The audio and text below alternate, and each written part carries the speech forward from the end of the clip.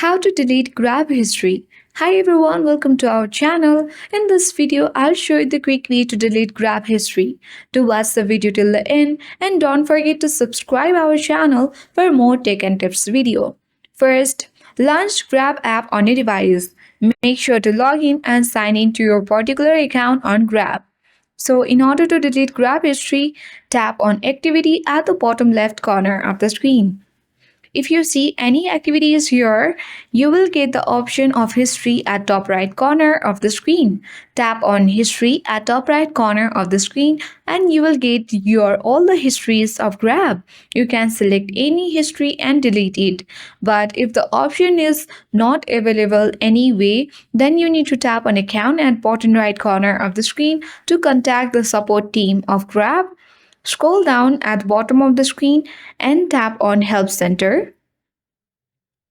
Once the Help Center opens, with the help of the search bar, you can easily type in here the help to delete Grab history. So let's type in.